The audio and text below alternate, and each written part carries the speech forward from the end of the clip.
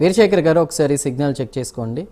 శ్రీనివాస్ గారు ఏమంటారు దీనికి సంబంధించి? ఇప్పుడు రాజకీయాల్లో అంటే ఆంధ్రప్రదేశ్ రాజకీయాల్లో చెప్పాలంటే మనం వీరశేఖర్ గారు ఒక్క నిమిషం ఒకసారి సిగ్నల్ చెక్ చేసుకోండి, మీది స్ట్రక్ అవుతుంది. ఈలోపు నేను శ్రీనివాస్ గారితో మాట్లాడుతున్నాను. రాజకీయాల్లో ఆంధ్రప్రదేశ్లో గేమ్ చేంజర్గా పవన్ కళ్యాణ్ గారు ఉన్నారు.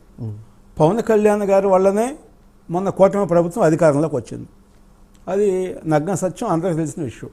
అదేవిధంగా సినిమా ఇండస్ట్రీలో కూడా మొదటి నుంచి దాసరి నారాయణరావు గారే పెద్దన్న పాత్ర పోషించేవాళ్ళు.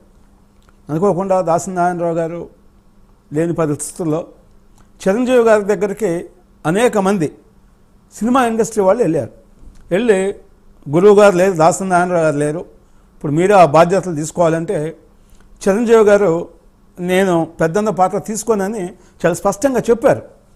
చెప్పిన తర్వాత కూడా అనేక మంది ఇండస్ట్రీ నుంచి వెళ్ళి మరి ప్రభుత్వంతో మనకి సమస్యలు ఉన్నప్పుడు ఆ సమస్యలను పరిష్కరించేటువంటి ఆ హోదా కానీ అలా కాదు శ్రీనివాస్ గారు. అవునన్నా కాదన్నా చిరంజీవి గారు బాలకృష్ణ ఇద్దరు కూడా ఒకే టైంలో ఇండస్ట్రీలో వచ్చారు.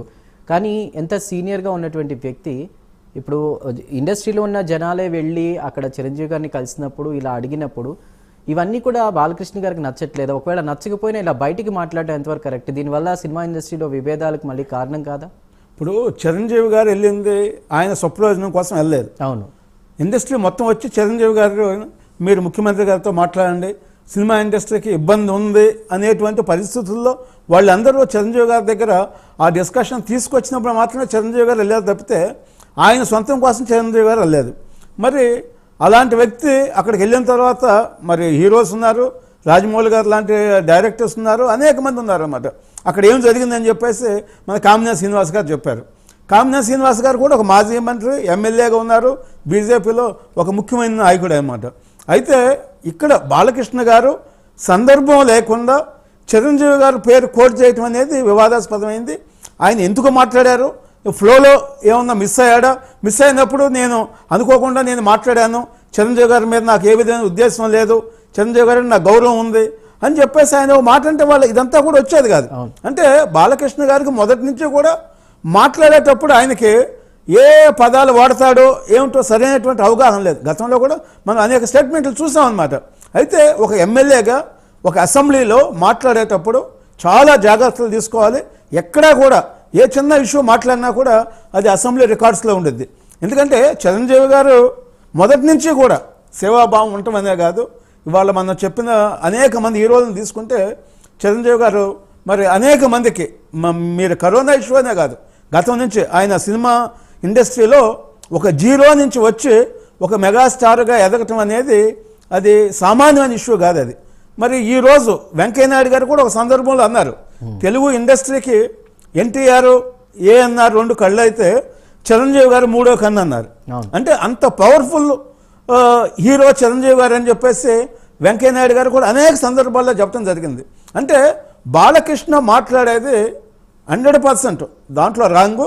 ఎందుకంటే ఆయన ఏ ఉద్దేశంలో మాట్లాడినా ఎందుకు మాట్లాడినా అది కరెక్ట్ కాదు. ఇప్పటికైనా కూడా నేను ఆ రోజు అనుకోకుండా మాట్లాడాను, నాది పొరపాటు అయిందని చెప్పాల్సినటువంటి బాధ్యత ఒక హీరోగా ఒక ఎమ్మెల్యేగా ఆయనకు ఉంది. ఎందుకంటే చిరంజీవి గారి యొక్క స్థాయి ఏంటో ఇండస్ట్రీలో తెలుసు బాలకృష్ణ గారికి. తెలియని వ్యక్తి అయితే ఏదో మాట్లాడారు, ఏదో ఇతర రాష్ట్రాల్లో వెళ్తే అనుకోవచ్చు అన్నమాట. మరి హైదరాబాద్లో ఉండి మరి ఇండస్ట్రీని ఇన్ని సంవత్సరాలు దగ్గరగా 40 సంవత్సరాల పాటు ఇండస్ట్రీలో ఉండి అందరి వాడుగా ఉన్నటువంటి వ్యక్తి ఎవరంటే మన చిరంజీవి గారు అని చెప్పుకోవచ్చు అన్నమాట. ఆయన రాజకీయాల్లో ఉన్నా కూడా ఎప్పుడూ కూడా ఆయన శత్రువులుగా చూడలేదు.